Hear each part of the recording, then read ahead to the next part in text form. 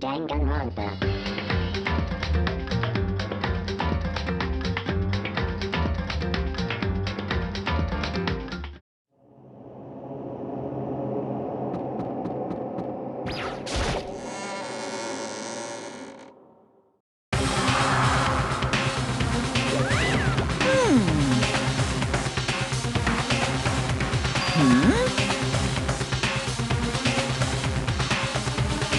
Yo.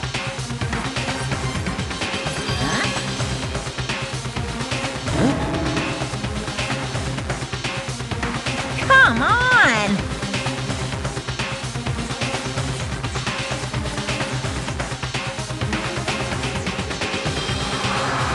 What are you gonna do?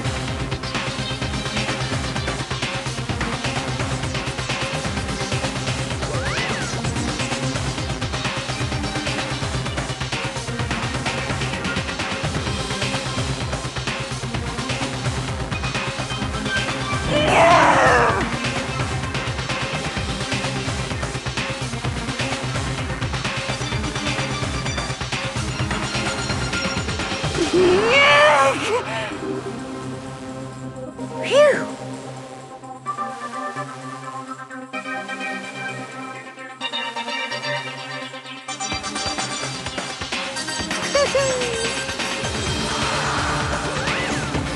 Let's go.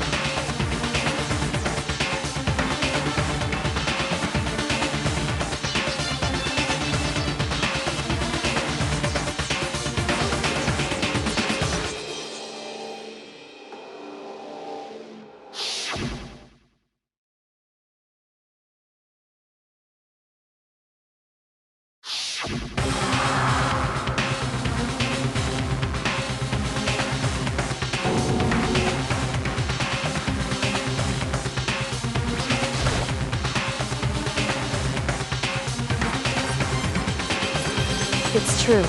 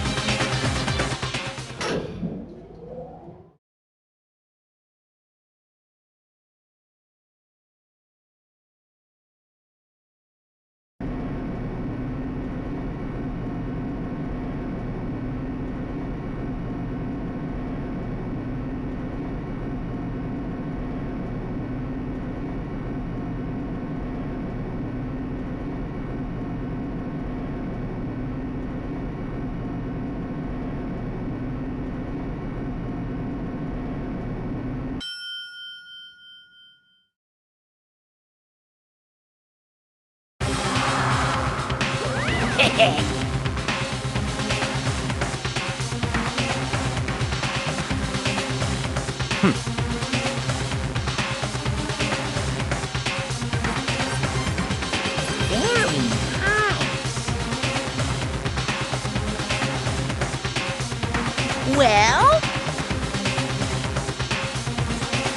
Thrills, chills, kills!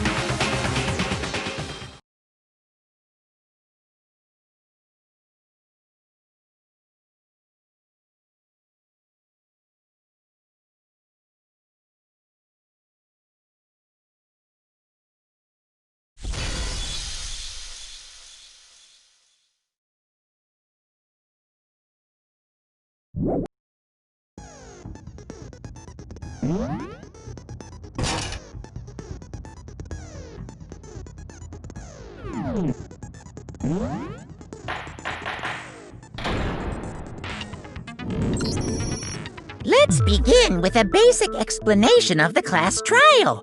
So, your votes will determine the results. If you can figure out who done it, then only they will receive punishment. But if you pick the wrong one, then I'll punish everyone besides the blackened, and the one that deceived everyone else will graduate. Okay, then. So, first off, let's talk about the murder weapon!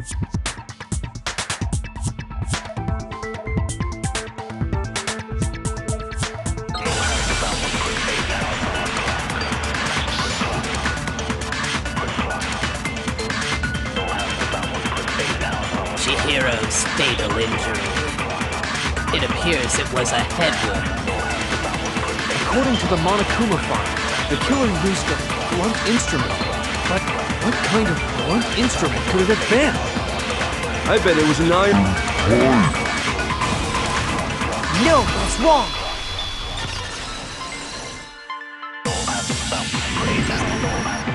Can we agree that the object that dealt the fatal blow was the dumbbell, found at the scene of the crime? It was covered in blood, and there was nothing else at the scene that could have caused that kind of injury. And the wound on the victim's head is consistent with the shape of the dumbbell. As far as I'm concerned, there's no mistake and no room for doubt on this one. You looked at her head wound? Yay! That's so creepy! If you don't mind, I will proceed from here. Let's move on to discussion of the culprit. Although, I believe the criminal behind this heinous act is already quite clear. What? For real? Chihiro's killer is the fiendish serial killer, Genocide Jack.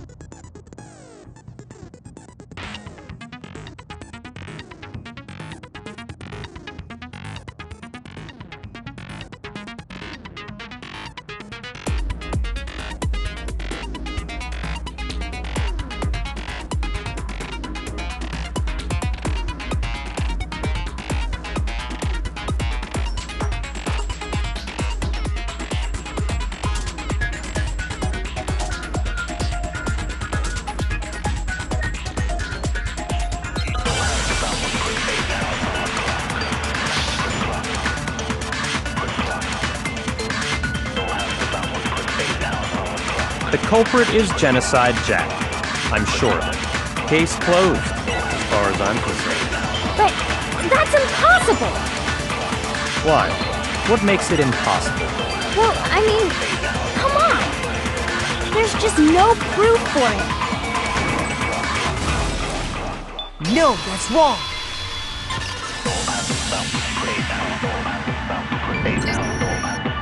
I might know one reason he could be involved. What? I found this file while I was looking around the archive in the library. I guess it's some kind of confidential file the police put together about the Genocide Jack case. What? That's kinda weird as shit, isn't it? What was something like that doing in the library? The why of it is probably more trouble than it's worth, so let's forget about that for now. More importantly, it outlines all the specifics of every Genocide Jack case in exceeding detail. According to the file, there appear to be two defining characteristics in every Genocide Jack case. The first is that a bloody message is found written at the scene of every murder. Oh, that's right. Boob lust. No. It's actually bloodlust. But more important is the other characteristic, and it's something that has never been made public. Never made public? What the hell is it? Why don't you tell them, Makoto?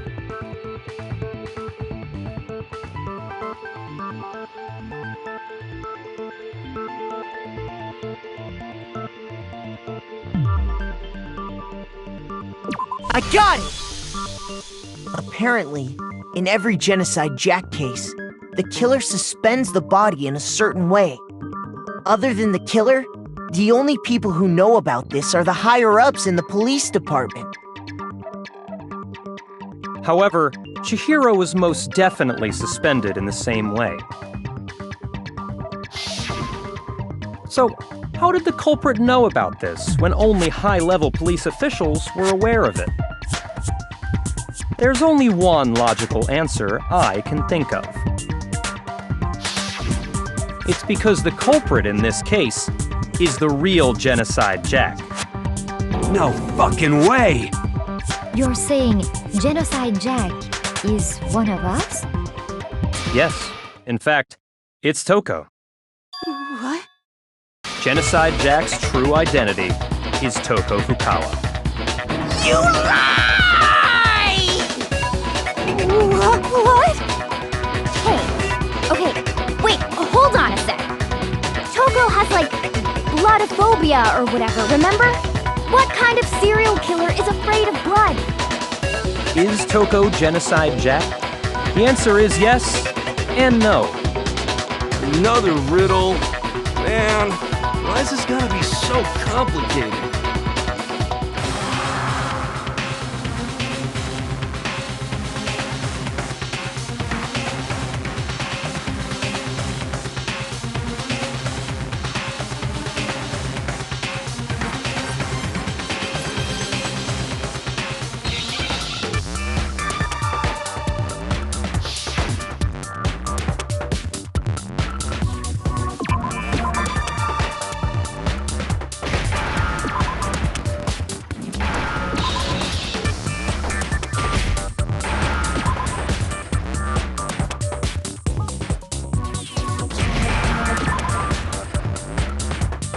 Now I understand.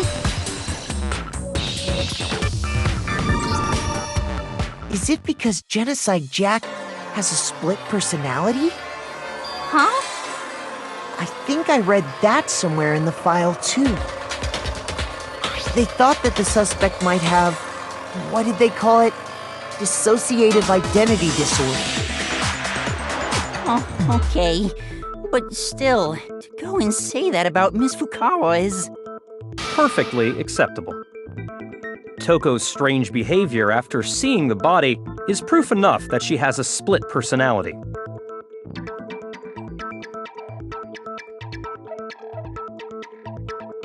I got it! You're talking about how she started acting totally different than usual, right?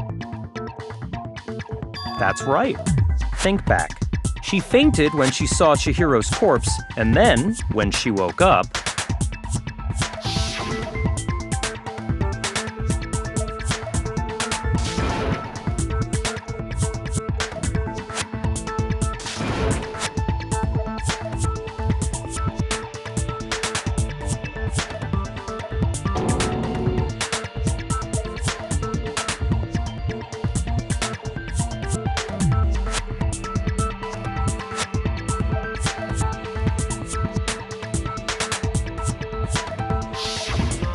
She was acting funny, that's for sure. That melancholy tone of hers completely disappeared. Don't go assigning adjectives to my tone without permission. not to mention, once she regained consciousness and saw Chihiro's body again, she was utterly calm. In other words, within her is one personality that can't handle blood, and one that obviously can. So when Toko trapped herself in her room, it's because she was scared of Genocide Jack?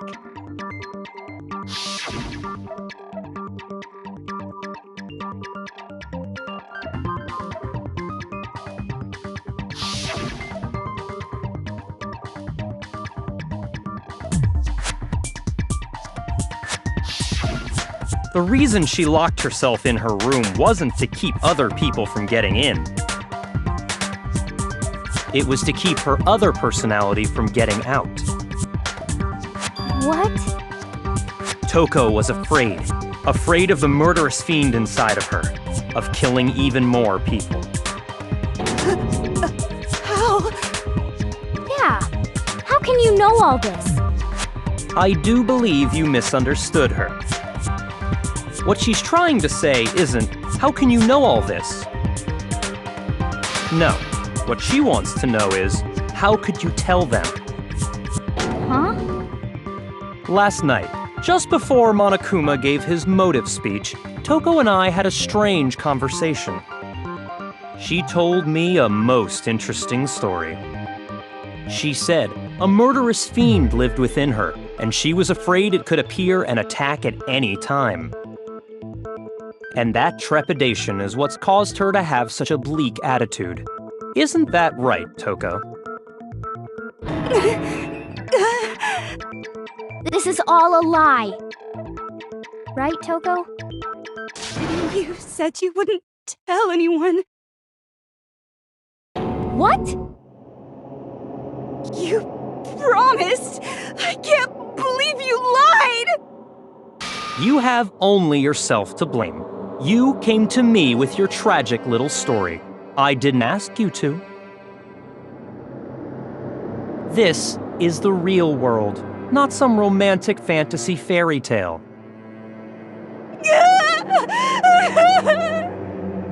Besides, you broke your promise first.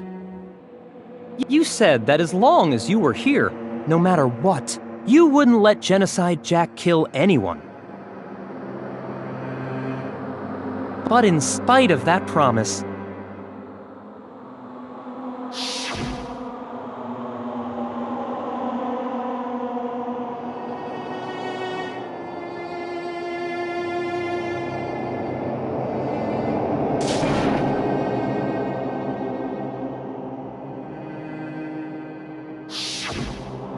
You said if I kept my promise, you would go out with me. That's the only reason I promised. how many times do I have to tell you? I never said that. But you weren't able to do it. You just couldn't resist that rush you got from killing, could you? I tried. I swear I tried to control it, but... But your efforts were useless. What a disappointment. I hate you. Well, the opening act is nearly finished. All that's left is to hear from the person in question directly. The person? You don't mean...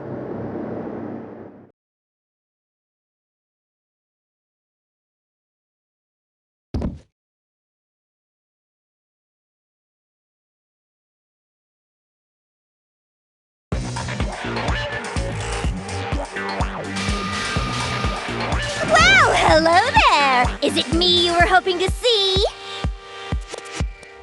Yes! What the heck? So you figured it out, huh? Well, whatever. What are you gonna do? I'm the ultimate murderous fiend, Genocide Jack! Or better yet, let's go with Genocide Jill! What the fuck is this? Toko, what happened to you? Not Toko. That's a loser name. And what happened is a textbook split personality.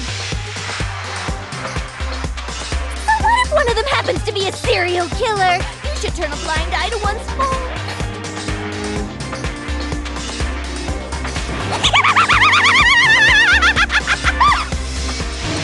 So intense. Like they say, sound in murderous mind, sound in murderous body. This one is so different from the one we've come to know. Yes, well, the world is composed of a front and a back, you know. Just like how every inning has a top and a bottom, or how in the depths of every truth lives a little lie. Behind every dark and gloomy soul lives another that shines as bright as the sun!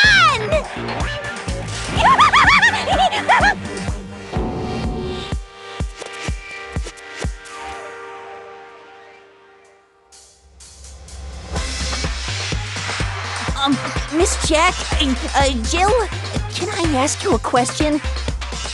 What's up? Some of us think you might be the mastermind behind our entire situation. What are your thoughts on that? Well, I'll tell you, I am the mastermind of all masterminds! Just kidding! Then it's not true? Of course it's not true! How dare you try to link me to that creepazoid! And another thing, the police and government and society in the outside world are totally powerless! I mean, they just let this idiotic, bloodthirsty maniac go buck wild all over town!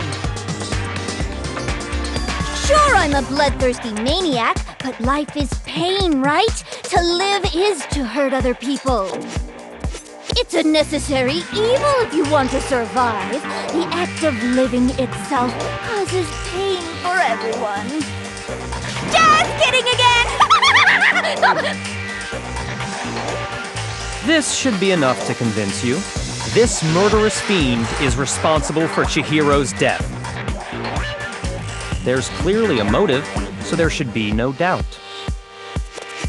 A motive? Remember what Monokuma told us?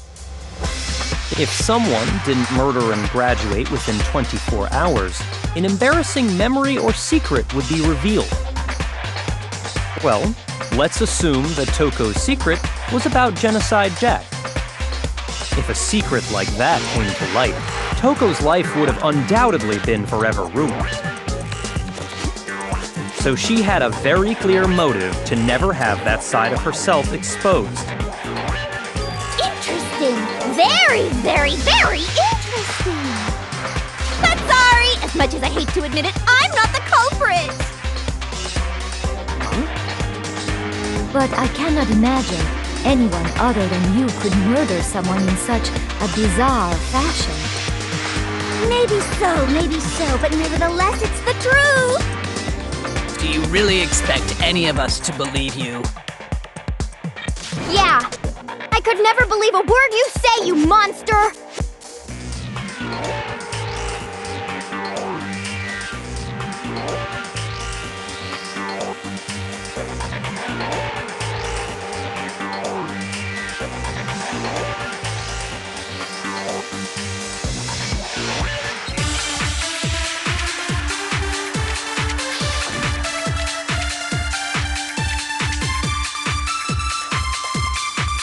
But I didn't kill anyone!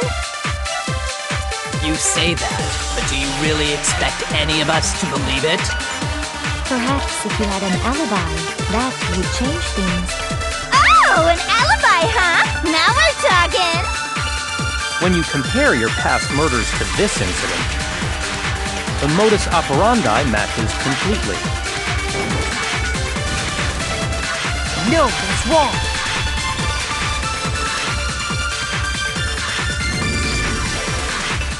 Are the methods of murder really exactly the same? I'm not so sure about that. I think there's a slight difference between the Genocide Jack cases and this one. Huh? How's it any different? Uh-oh, you don't know? Well then, human garbage, let me tell you! I murder with passion and conviction. I consider myself a professional, and I have a very particular way of doing things.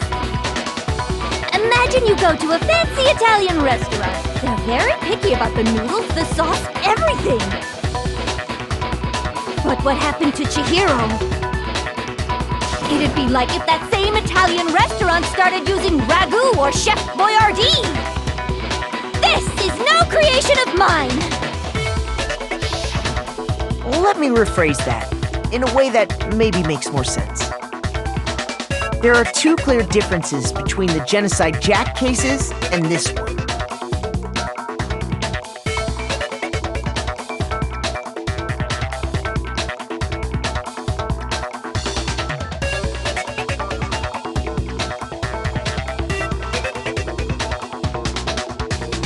I got it! For one, the cause of death is different. In the Genocide Jack murders, all the victims were killed the same way. According to the case file, they were all apparently killed with a pair of scissors. But Chihiro died from a blow to the head, right? Ah, yes. That is remarkably different from the other murders. Wouldn't it be strange for someone who kills the same way without fail to suddenly change their method? And there's more. One more conflicting detail. That's right! In my recipe of murder, if the bloody message is the tortellini, then the arrangement of the body would be the pesto sauce! Could you please stop comparing killing people to cooking? So, are you saying the other difference has to do with how the body was arranged?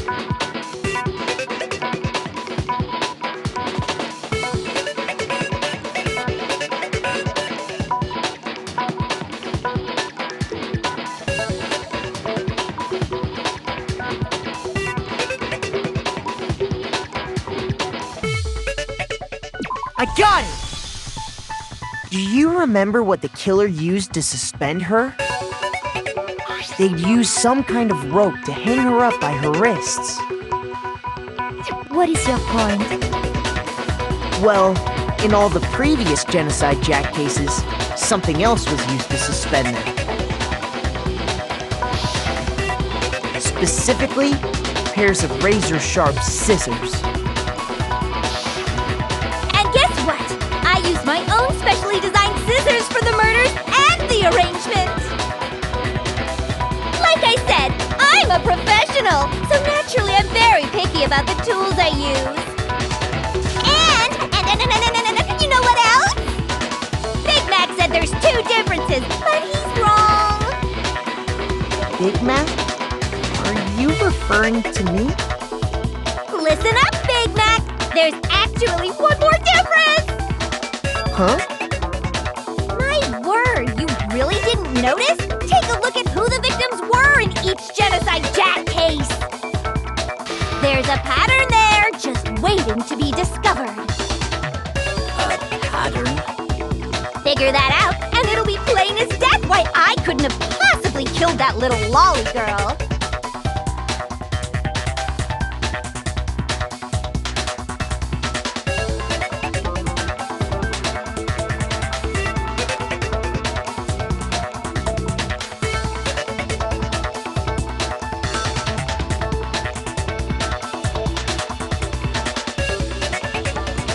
I got it! Is it because Chihiro was a girl? Bingo! Bullseye! Right on the money! What are you talking about? In all the Genocide Jack cases, all the victims had something in common.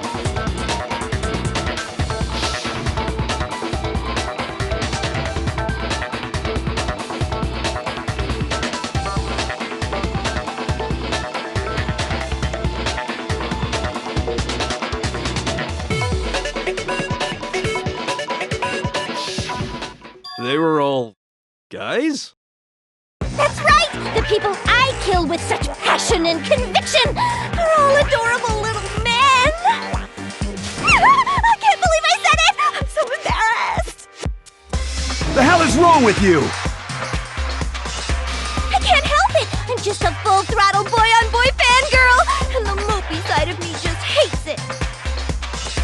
But now I'm on the fast track to becoming a full-fledged fan madam!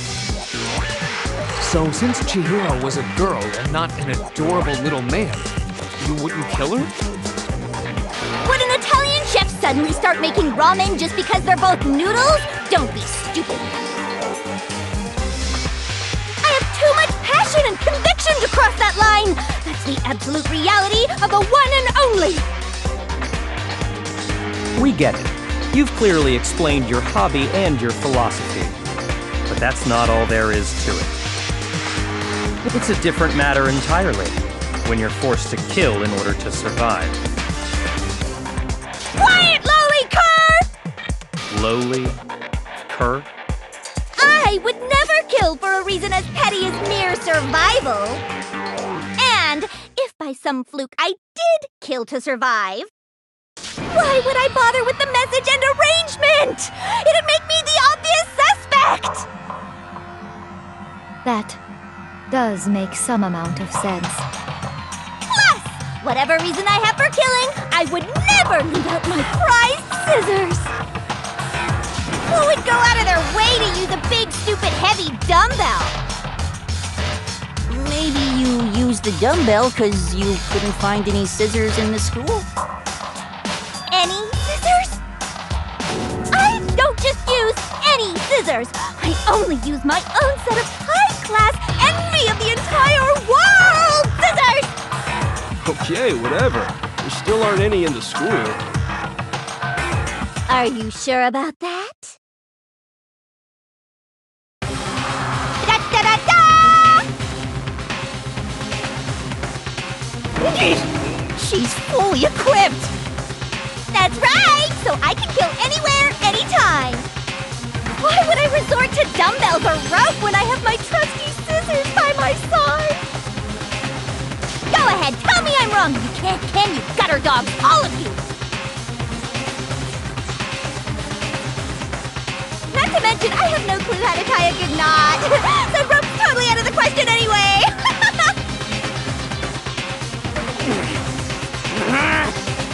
I have no idea what's going on anymore! Could such a heinous villain really be innocent? But the body really was suspended, right? And nobody but the police knew about that. Yeah! That's why we figured it had to be the real deal, and not some copycat killer or whatever.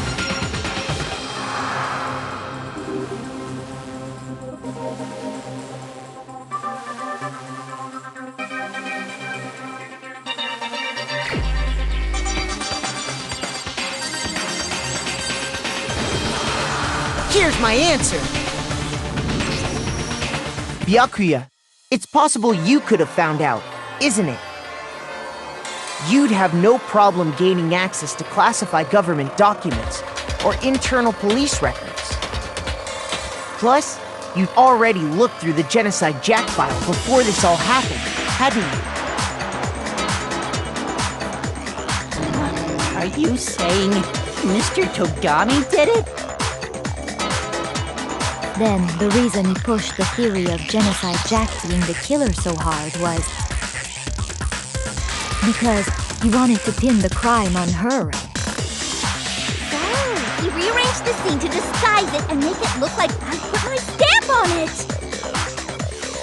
The adorable glasses man was behind it all! Oh, I'm on fire! Well, Byakuya, what's your response? I see. So now the suspicion falls on me. Then I must ask, when would you say I began acting suspicious? Surely you must have an answer. Looking back and thinking about it now, the way you were acting right before we discovered the body was a little strange.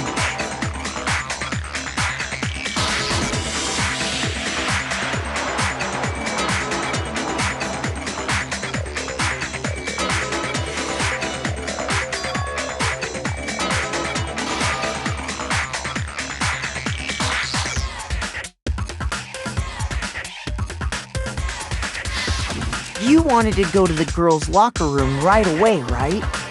But since you're a guy... I should have naturally thought of the boys' locker room first. Is that what you want to say?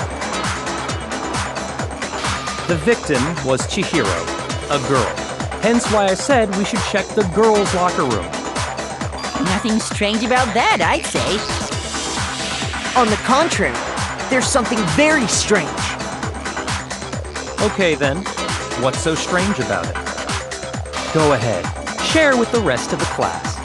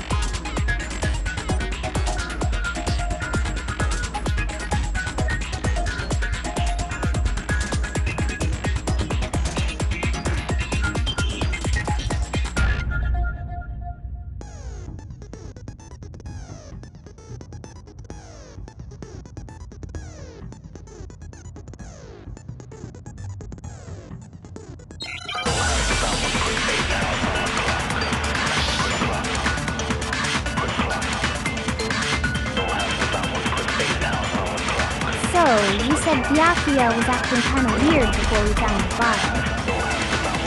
But he was acting weird... how? If you're presented with the opportunity to check out the girls' locker room, You absolutely take it! That's a natural reaction for any guy! The victim was Chihiro. No, that's wrong.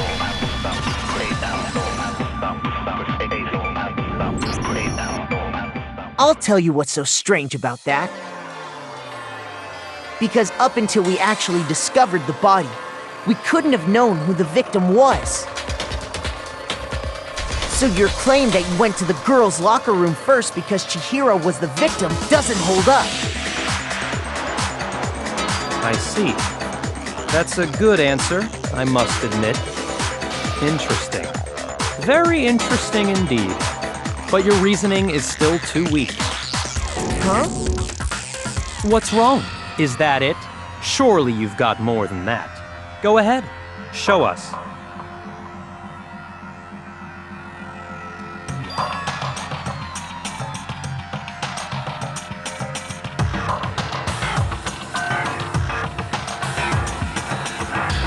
What's the matter? You're not finished already, are you? There must be more to it.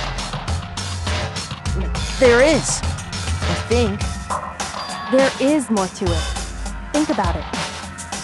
We just talked about the differences between this case and past Genocide Jack incidents. The proof you're looking for is hidden in there. Oh? Proof that I'm the culprit, you mean?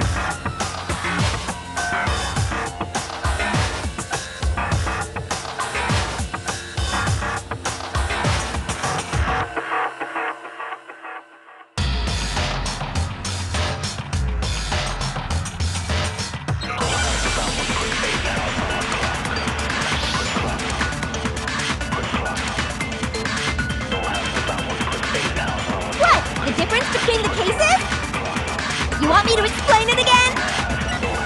When I want to kill, I use my very own special scissors. And I use those same scissors to arrange the body. But Chihiro was suspended with... It was some kind of rope, was it not? That's right! It absolutely was! then there must be something very fishy indeed about that rope. Hey, Byakuya, where'd you get it from, huh? I'd never seen that. No, that's wrong.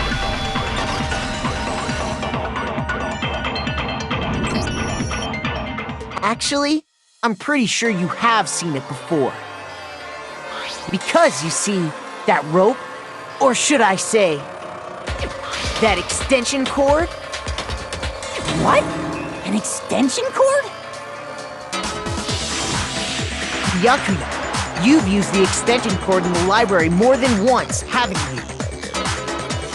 And the same extension cord that was in the library all this time went missing after the murder. And there's no way someone who uses that extension cord as much as you do wouldn't discover that fact.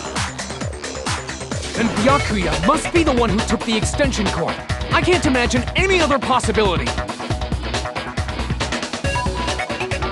That's really what you think? Then your conclusion is something like this? I killed Chihiro in the girls' locker room, then hung her up and wrote that bloody message. I intentionally made it look like Genocide Jack was behind it. Is that about right?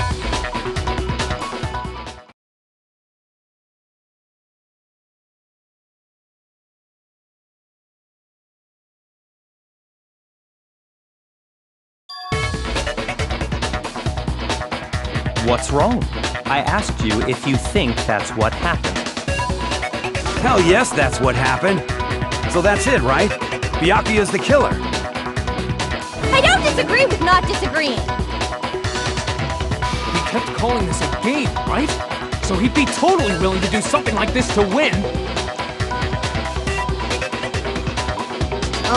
Sorry, but could we hold on just a second?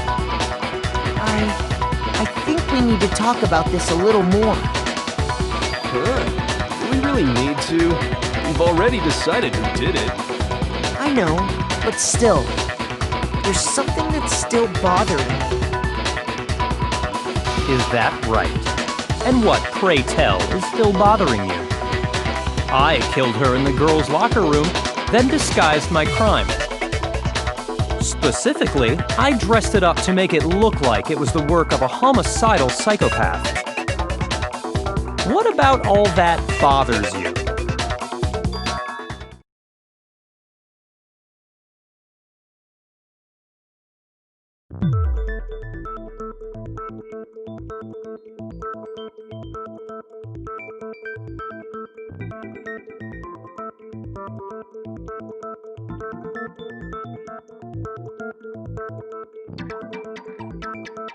I got it!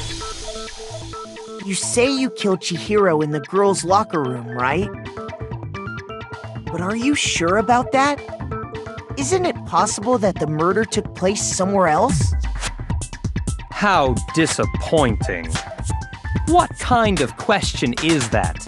Even in the world of disappointments, this is a true letdown. She was found dead in the girls' locker room. There is absolutely no question about that.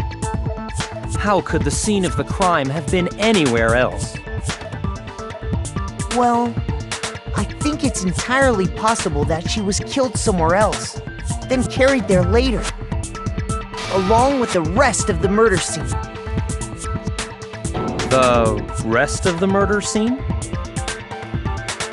That was awfully specific. Please tell me you have a reason for saying all of that. I believe I do.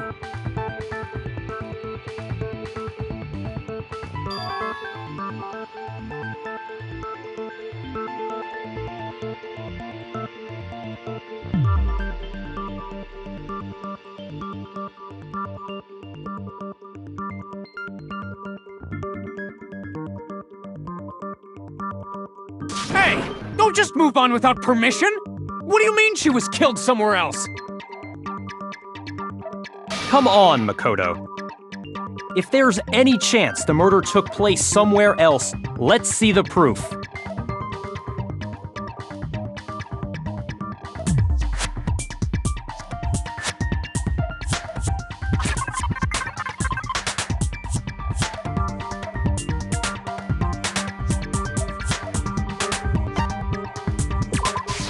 I got it! The proof that she was killed somewhere else is the poster that's hanging in each locker room. Your proof is some posters? The poster in the girls' locker room was a picture of a big-boobed supermodel. But don't you think that's kind of strange? Why would the girls' locker room have a poster like that? I bet those massive jugs of hers were totally fake! Meanwhile, the boys' locker room had a poster of the super popular boy band Tornado. Again, that doesn't really seem to belong in a boys' locker room. So you're saying that maybe the posters were switched? And there's one other thing I noticed about the locker rooms. You know what I'm talking about, right, Sakura? You're referring to my protein coffee, aren't you? Protein coffee? While I was in the girls' locker room earlier, I spilled some protein coffee on the carpet. But I noticed that after the murder, the stain had been totally scrubbed away.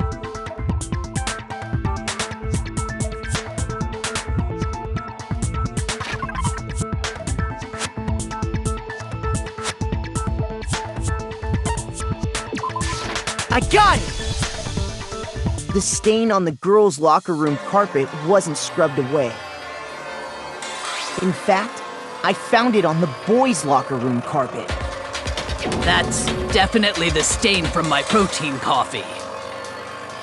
Then, does that mean that the carpets were switched too? But why would anyone do that? To move the murder scene from one locker room to the other. It's certainly plausible, don't you think? What? In other words, in order to completely swap the scene of the crime, the blood-stained poster and carpet were moved along with the dead body. By doing this, the killer was able to change the entire room where the murder took place. I can certainly follow your reasoning, but why would the culprit bother doing that? Huh? Why would they go through all that trouble of switching the scene of the crime? Actually, an even bigger question. If the murder did take place in the boys' locker room, then how did Chihiro get in the boys' locker room in the first place? Wow! To get into the locker rooms, you have to swipe your e-handbook across the card reader device. But Chihiro's handbook should have only allowed her access to the girls' locker room. She had no way to get into the boys' locker room to begin with. No, she did have a way, and I can tell you what it was. I highly doubt that. Shut up! I'm telling you, I know how she could have done it.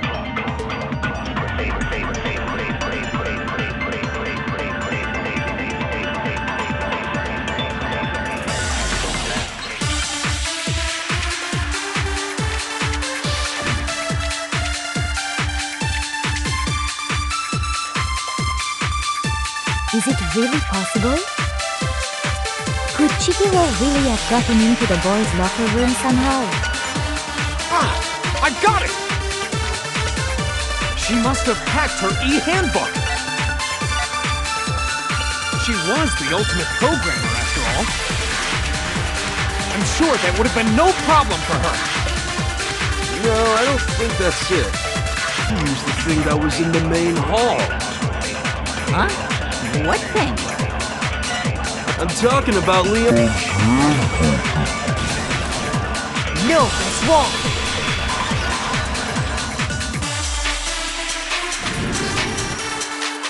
No, I don't think Chihiro used Leon's handbook. Why not? Because Leon's handbook was broken. Oh. Well, then, yeah, I guess that'd be pretty impossible, huh? I am struck silent by how quickly you gave up. Plus, isn't there a regulation against using someone else's handbook? Actually, the rule states that loaning your handbook is prohibited. It says nothing about borrowing one. In other words, you could borrow a dead person's handbook all you want, and you'd be safe. Yup, yup, yup! Hit the nail square on the noggin! Of course, if it were broken, that wouldn't make any sense anyway. So then, she must have hacked hers, like I said. She used her ultimate programmer skills and... Psst! You can't fix an e-handbook! The instant you open one up, a security buzzer starts blaring! So, if she didn't use Leon's handbook, and she didn't modify her own handbook... Maybe Mr. Naegi's initial assumption is just... wrong? It seems like there's no way she could have got into the boys' locker room. So I guess so. Okay then, I vote for Byakuya!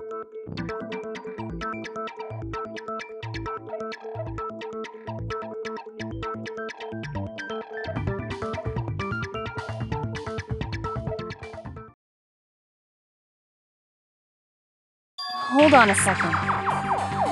I agree with you, though. I think you're on the right track. What the... You finally decide to open your mouth and that's what you've got to say? There's no way she could get in the boys' locker room, right? So... Why are you so sure she couldn't get in? There's still one other way she could have gained access. What? What are you talking about?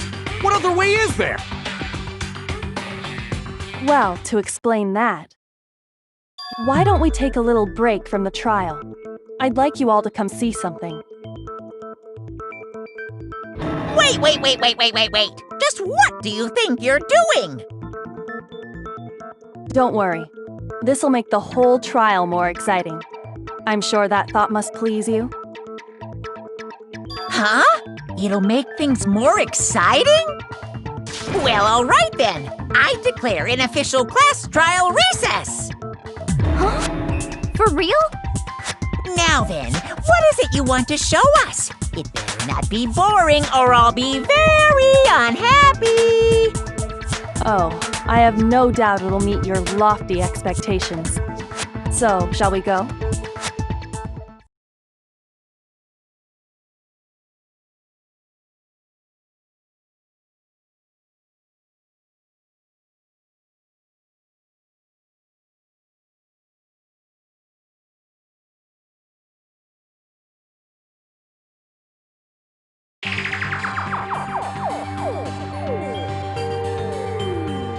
The girls' locker room? We've already searched this place top to bottom! What are you trying to pull, Missy? I'd like you to examine the victim's body one more time.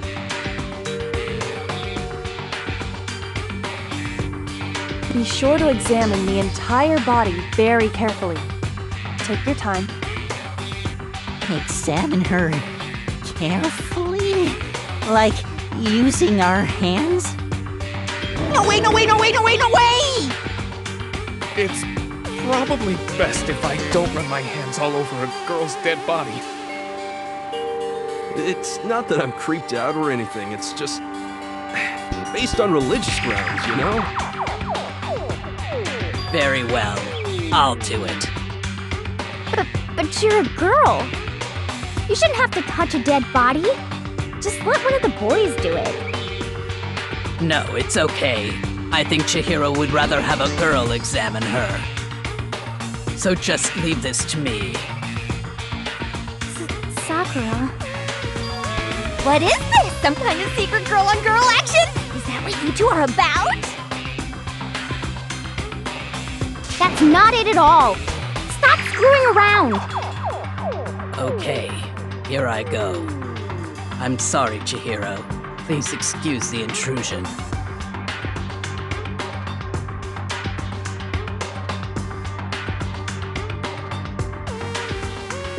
Be sure to check her entire body, and I believe we will solve this particular mystery. Her entire body? I know you say that, but... What? This is... What is this... What is it? Not possible. It's not possible.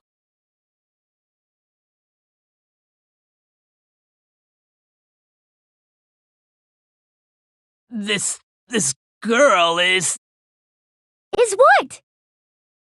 Is a boy! Ah, I see. So she was actually a he. Interesting. Thank you for confirming this fact. What? You're joking, right? I wouldn't joke about this. Then it's really true?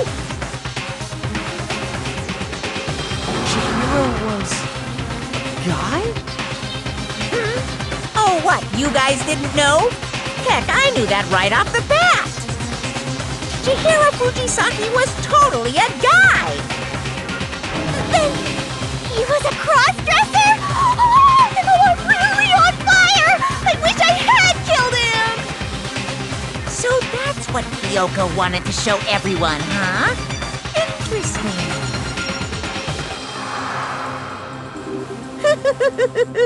Yes, that certainly does make things much more exciting. Now let's ride this wave of excitement back to the courtroom and get back to the trial.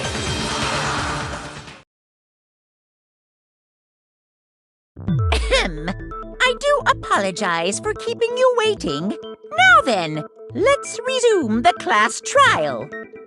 We've all just learned of the shocking revelation that Chihiro was actually a boy.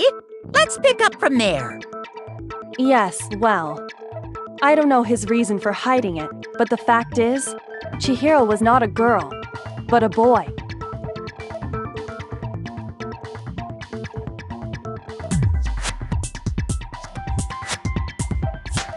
And because the victim was male, he would have had no problem gaining access to the boys' locker room.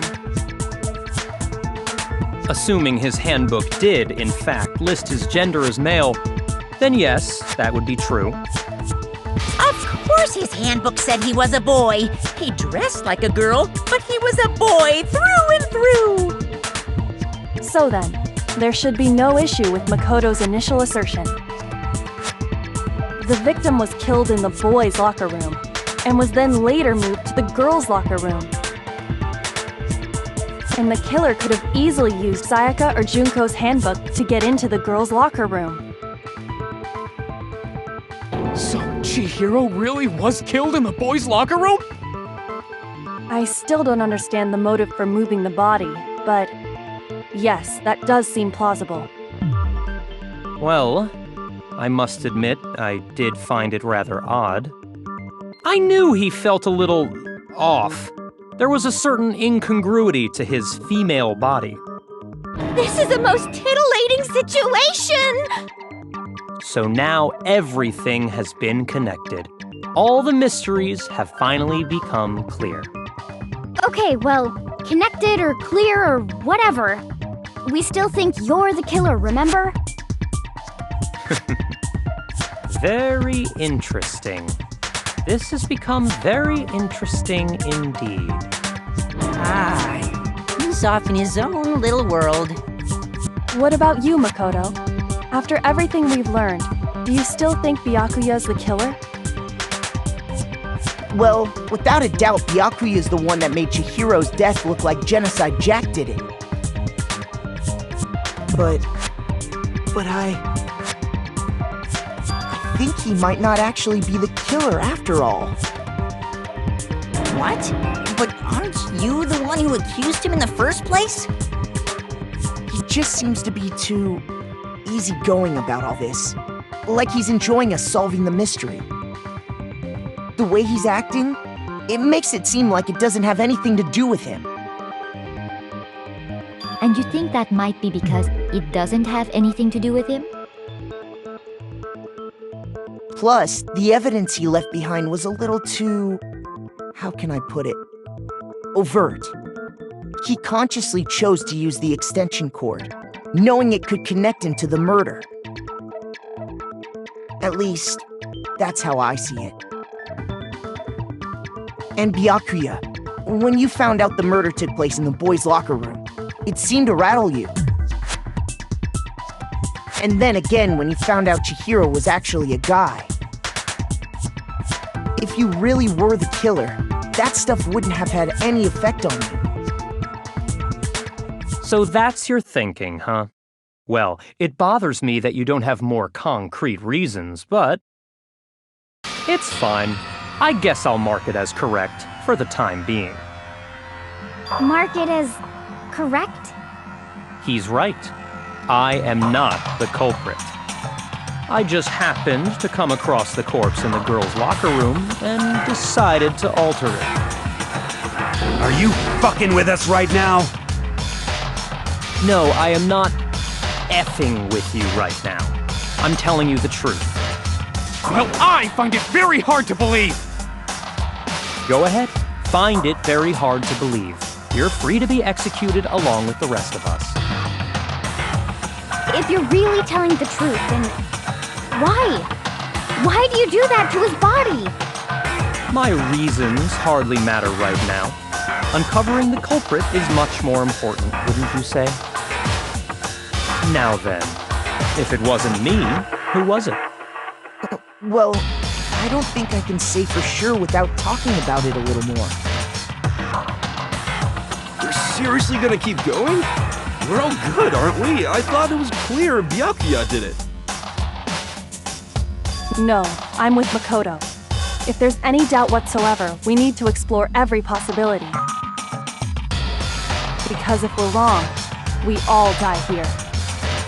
That's true. Very well then. I'm with you too. Damn straight. Count me in. Do you not have a mind of your own? Of course I do. What am I, an ant or something? Anyway, let's discuss this all as a group one more time. We still have time to make our decision. That's very true. Our lives are all on the line. Excellent. Then shall we resume our game of hide and seek?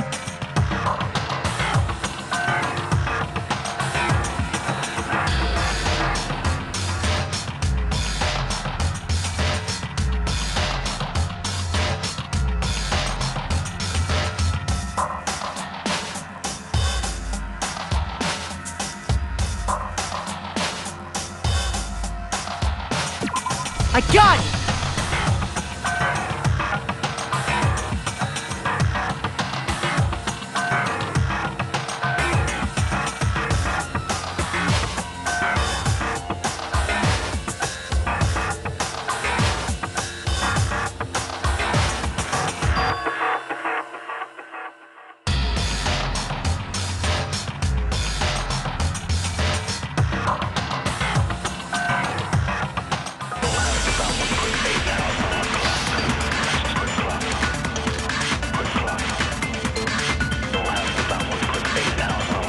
Isn't there a single clue that might lead us to who did it? Well, clues are one thing, but... Did nobody get a look at the killer? I'm sure if someone saw the killer, they would have said something by now. Perhaps someone saw the victim at some point. Even that might be enough for now. Yeah. All we need right now is any kind of new info. It's over. It's all over. You want to know who saw the victim? The killer! No, that's wrong!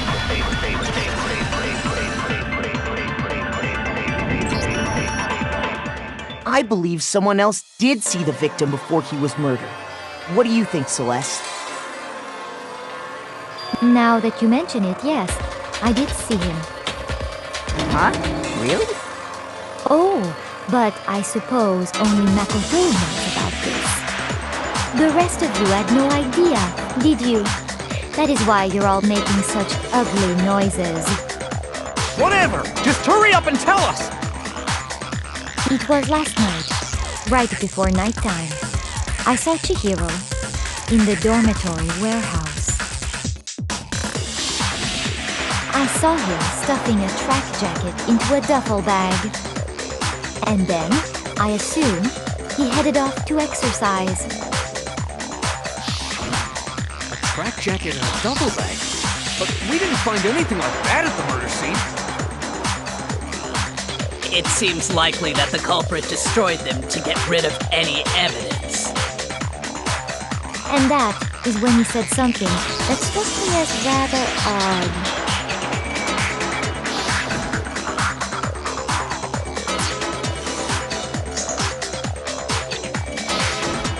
Chihiro told me he was in a hurry. But why would he be in a hurry? Only if someone were waiting for him, I should think. So, Mr. Fujisaki was on his way to meet with someone, and then they were going to work out together? But Hina and I had invited him to exercise with us plenty of times, and he always declined. Probably because he was afraid you'd find out the secret he was hiding, right? Which means that conversely, he must have trusted whoever he was meeting with very much. Enough so that he was willing to risk his secret being revealed. The marvel of friendship! The point is, whoever he met up with is the culprit, right? So we just gotta figure out who it was. But knowing what we know, I can't even guess. No. You already have what you need to make the connection. Huh? you know who the killer is. Seriously? Who is it? Who's the killer? Think back to the track jacket and duffel bag the killer disposed of. Focus on the details of these items, and it should become obvious who was waiting for him. Are you sure about that? You really think we can figure out who did it based on 2 pieces of evidence that we don't have? What? You want to track down some fingerprints or something? Even if we had the equipment for that, we wouldn't know how to use it. As was noted, the evidence is already gone. There's nothing to get fingerprints from. Maybe, but we can make certain inferences if we just take the time to talk it out. Easy for you to say. But fine. Celeste, did you notice anything special about the bag or jacket? The bag was just a normal duffel bag from the warehouse.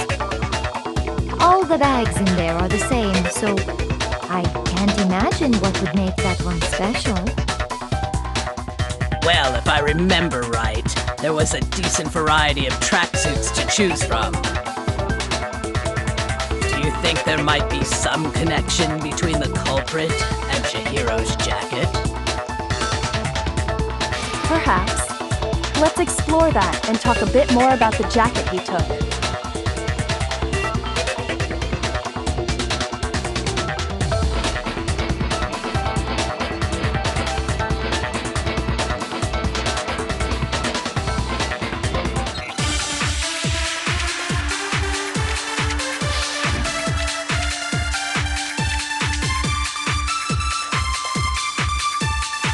First of all, we know where Chihiro was headed. He was on his way to go exercise. So next we have to ask, why did he choose the specific tracksuit that he did? What do you mean, the specific tracksuit? I got it! He picked that tracksuit because it matched the one the culprit was wearing. So, what you're saying is, that the killer was wearing the same blue tracksuit as him? My tracksuit is black.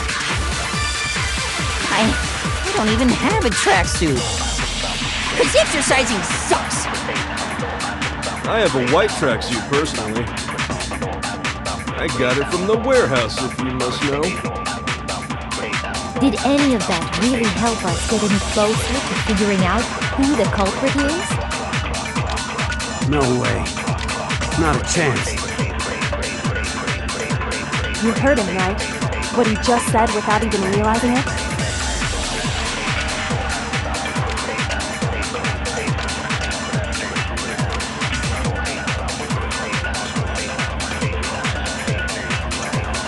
First of all, we know where Chihiro, he was on his way. So next thing, why did he choose this? What do you mean, the specific tracksuit? I got it! He picked that tracksuit because it matched the one the culprit was wearing. So, what you're saying is, that the killer was wearing the same blue tracksuit. No, that's wrong.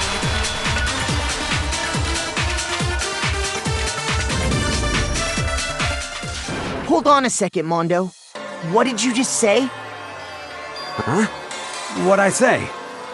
When Celeste testified a few minutes ago, she said...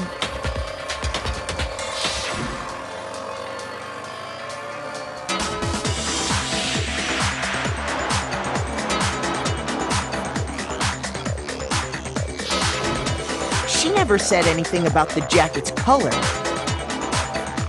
So why did you say Chihiro's blue tracksuit? What are you? You just... Hey, Celeste, what color was Chihiro's tracksuit? As a matter of fact, it was blue. And before we began the trial, did you tell anyone that? The only one I told about any of this was you. Then Mondo, how did you know what color Chihiro's tracksuit was? But because I'm sure he saw the clothes at some point in the investigation. No, that can't be it. The bag and clothes were surely disposed of by the time we began our investigation.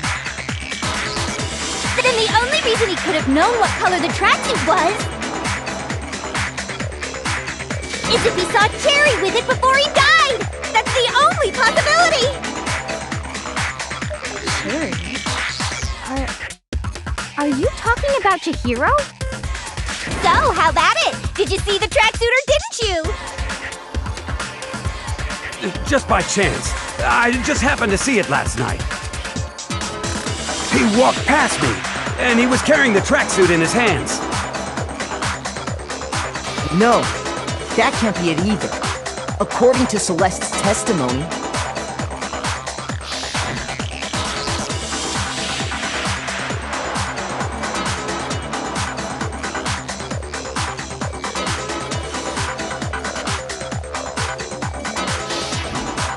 when Celeste noticed it, Chihiro made a point of making sure the jacket was completely in the bag.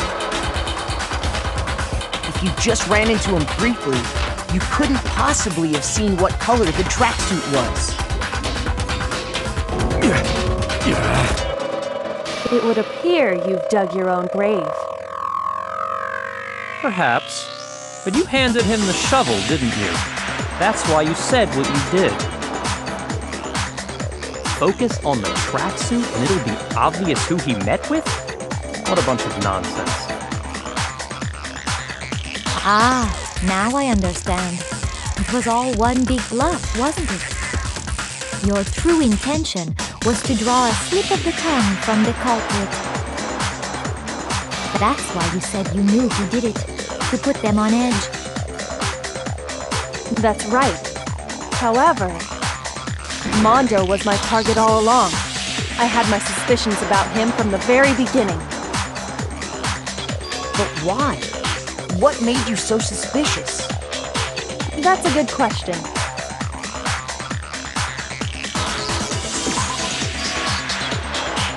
There was a certain turning point that tipped me off. Maybe you didn't notice it, Mondo, but you tend to refer to men and women differently. You only call guys dude. For girls, it's chick. And after he was killed, you happened to refer to him as dude. Once I picked up on that, it occurred to me that Mondo knew something we didn't. You notice such a tiny detail? Are you a witch? She's a witch! You're positively frightful! No, I'm not the frightful one. Not nearly as frightful as someone capable of murdering a friend. Mondo, was it really you? Did you really kill Chihiro? I didn't kill anyone! You've been all over me, judging everything I say, putting words in my mouth. What gives you the right to treat me like a goddamn criminal? Yeah! He would never do something like that! This is a false accusation! It's true. My reasoning on that is pretty shaky. That was fast. Well, this does present us with a problem. It seems we are all out of leads.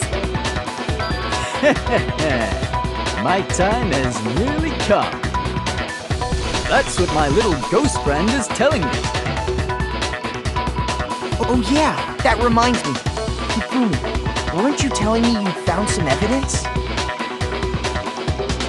Really? What kind of evidence? Actually, now that I'm thinking about it here calmly, it might not be all that relevant. Jeez, does your confidence just get up and walk away? It's fine, man. Just tell us. If you really insist, then... here it is. What do you have there? It happens to be an e-handbook. I found it laying on the ground, so I scooped it up.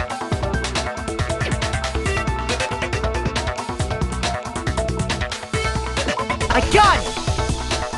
We know Chihiro's handbook was missing from the scene of the crime, right? For a fact. For a fact indeed. I was totally sure I'd found it. Then it must hold some clue about the culprit, right? Well, that's what I was hoping.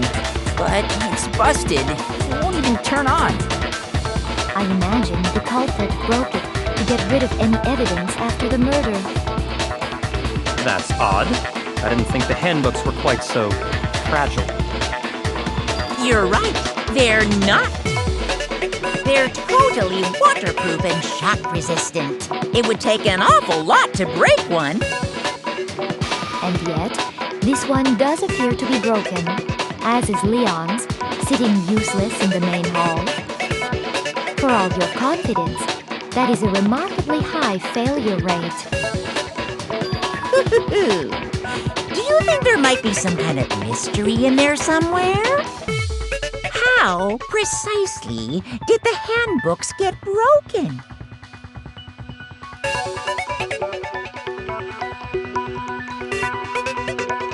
I got it! You already told us before that the handbook has one weak point, didn't you?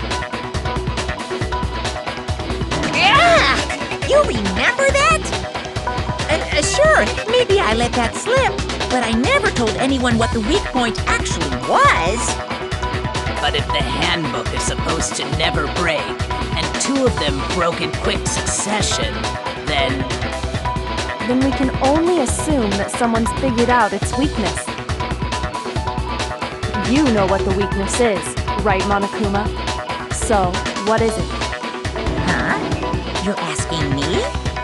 I think it's a necessary piece of information if you want this to be a fair trial. But if I tell you, and someone else decides to copy it, that would be very not good. Just tell us already! Why would we want to break our own handbooks? Oh well, I have a weakness for pushy demands. But you're sure you won't follow their example? Then allow me to make a special announcement. The weak point of my cutting-edge e-handbook is... when it's exposed to high temperatures for too long, it will suffer a meltdown and totally break! I flippin' knew it! You knew it? Yeah, because I found the handbook laying on the floor of the sauna. The temperature in the sauna can reach over 200 degrees. Strange how you don't get burnt, huh? It's because as your sweat evaporates, it creates a cooling layer of air around your skin. If the hot air of the sauna were somehow pushed directly onto your skin, you'd definitely get fried. That layer of air would get blown away. That's why you may feel a burning when you move around. So when you're in a sauna, make sure to keep nice and still. Wow, interesting. I learned one new fact today. That is a mere trifling speck of knowledge. Anyway, if you found the victim's handbook in the sauna, then the killer must have been purposely trying to raise its temperature in order to break it. Meaning the culprit somehow knew its weakness. But how'd they find out? Monokuma said he didn't tell anyone, right? Indeed. Quite the mystery. What if they found out by accident? What do you mean by accident? What if the killer took their own handbook into the sauna, not knowing its weakness, and it broke? They'd realize it was broken, of course, and it wouldn't be hard to figure out why. And once they had Chihiro's handbook, they knew they had an easy way to dispose of it. I won't say it's not possible, but Who would have done something like that? I don't know of anyone who took their handbook into the sauna. I might know someone who did. Whoa! Seriously? I think the one who may have taken their handbook into the sauna was...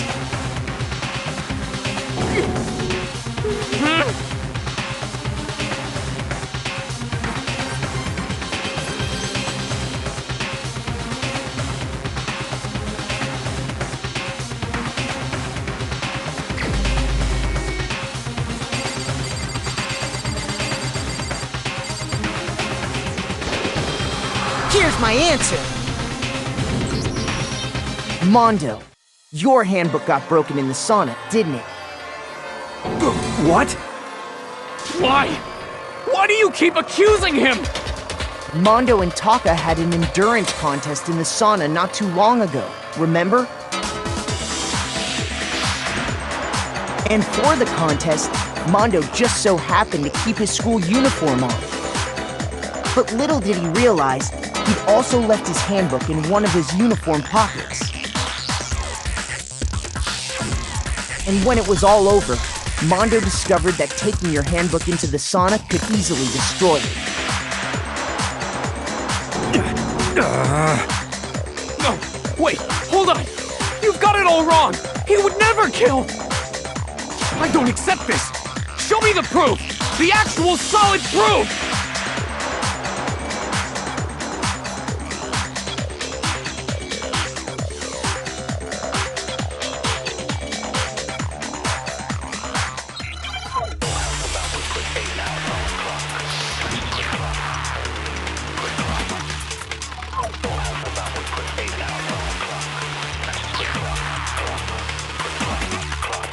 Let's test Makoto's assertion. If what he says is correct, then Mondo, you broke your own handbook.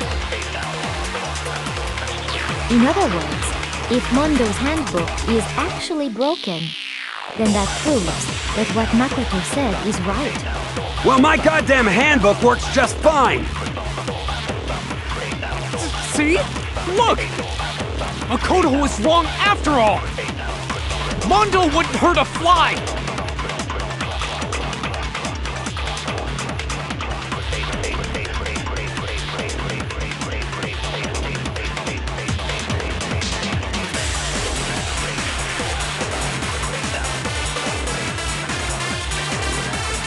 Let's test Makoto's assertion.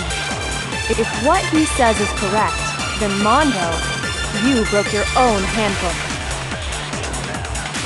In other words, if Mondo's handbook is actually broken, then that proves that what Makoto... Well, my goddamn handbook works just fine! See? Makoto was wrong. Mondo wouldn't hurt a fly! Let's test Makoto. If what he said, you broke your own. In other words, if Mondo... Then that proves that what... Well, my goddamn handbook works just fine! See? Makoto was wrong. Mondo wouldn't hurt a fly! Let's test Makoto's... If what he said, you broke your own. In other words, if... Then that proves... Well, my goddamn handbook... No, that's wrong!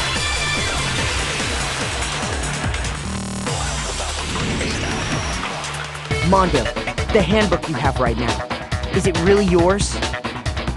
The fuck is that supposed to mean? The broken handbook that was in the main hall. Isn't that one actually yours? What the heck are you talking about?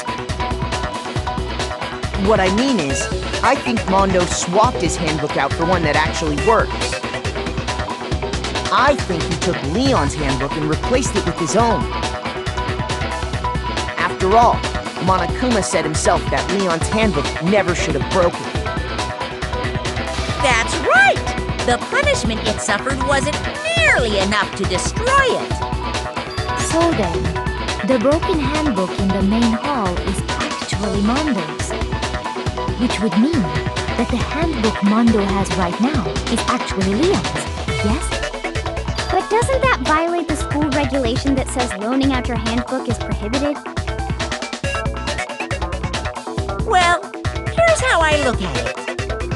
There is a rule about loaning your handbook to another student, but if they're dead, they're not a student. It's kind of a gray area, I admit, but no worries. If anything, it just makes things more interesting. As such, I decree that exchanging handbooks with a corpse is not a violation of the rules. Well, Mondo, if I'm wrong about this, you're welcome to say so. I'm happy to admit I made a mistake, but... Son of a bitch! What's wrong, bro? Come on! Tell him he's wrong!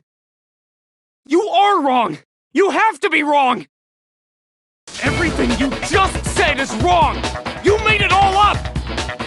Okay, then why don't we look back on this case one more time, from the beginning?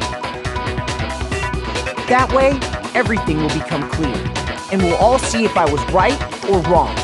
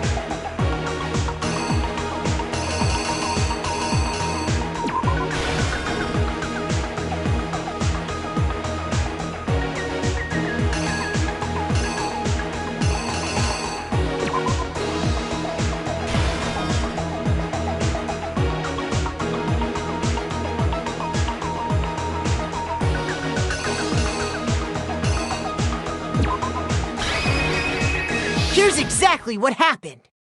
First, let's take a look back to before the incident.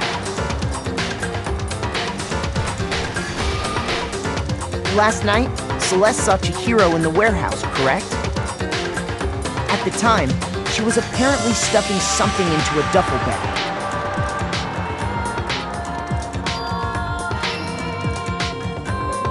That something was a blue tracksuit. You can confirm this, right, Celeste?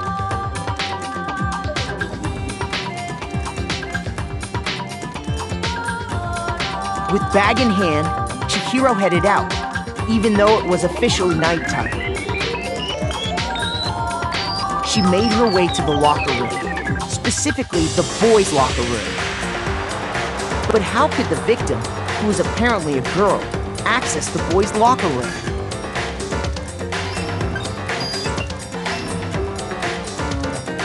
Simple, because she was really a he, which is why he was able to use his own handbook to gain entrance to the boys' locker room.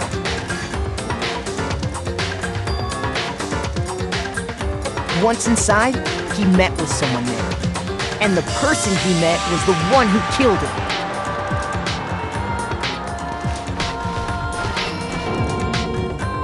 It seems likely that the killer grabbed the nearby dumbbell approached the unsuspecting Chihiro,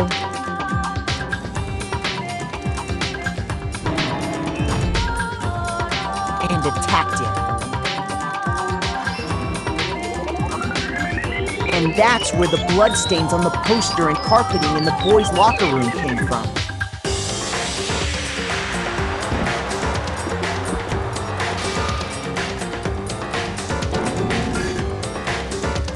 It was likely in the heat of the moment. The body was arranged, but the murder itself felt unplanned.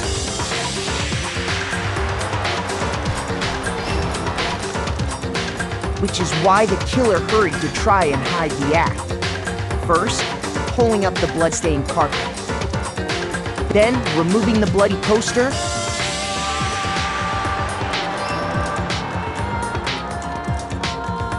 And finally carrying the corpse into the girls' locker room. A girl's handbook was necessary to get into the locker room, of course. But this alone doesn't prove that the killer was necessarily a girl.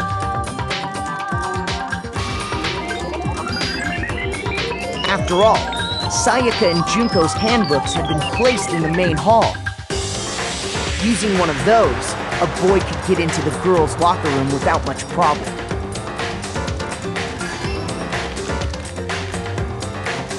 And that's exactly how the killer did it. With the carpet and the poster they brought with them, they got to work.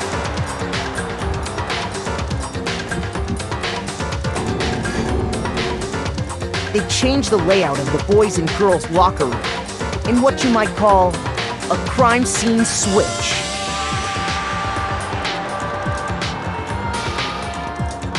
That could have been the end of things, but no.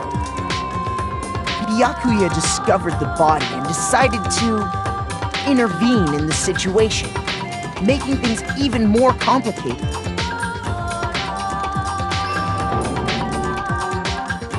So, after stumbling on the crime scene, he went and grabbed the extension cord from the library, and then he got to work.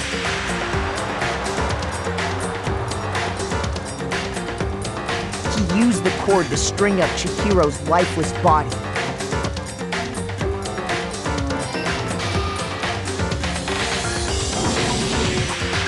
Then, using the victim's own blood, he left a grisly message there at the scene of the crime.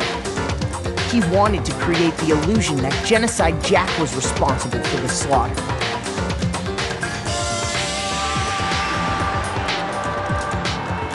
And around the same time that Byakuya was putting together this facade, the killer, having already disposed of Chihiro's bag and other belongings, arrived at the sauna.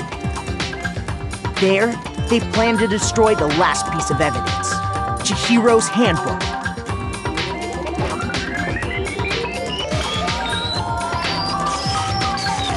And just as the killer expected, the steamy sauna was enough to ruin the electronic gadget. Somehow, the killer knew that the handbook couldn't stand up to the heat of the sauna. And the reason they knew that is because the sauna had already wrecked their own handbook. And that's how it all played out.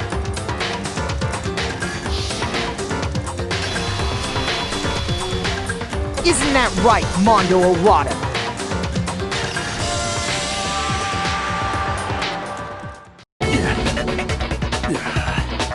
Wait! No! This can't be right! Where's your evidence? Yeah! Where's your evidence? You need evidence! You need proof! Without any proof, you can't pin any of this on him!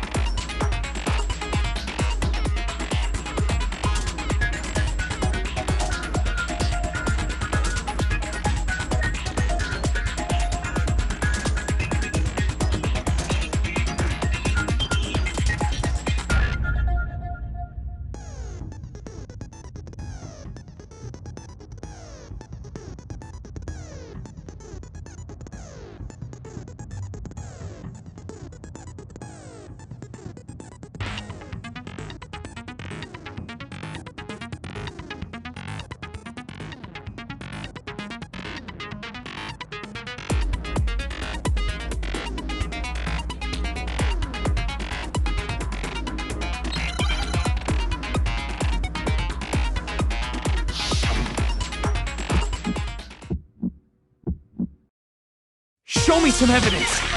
You're wrong. I won't listen. I refute you. False. Show me some evidence. I won't listen.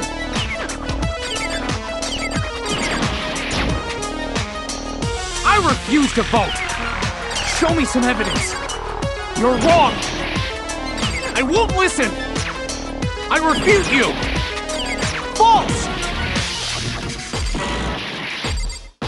Show me some evidence.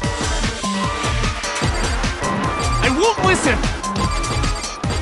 You're corrupt. I refuse to vote. Show me some evidence. This should prove it.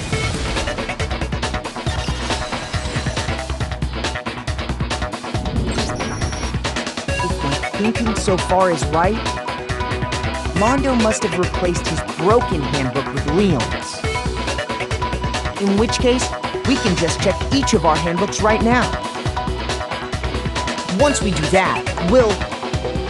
We don't gotta do that. Huh? Yeah. I did it. I killed him.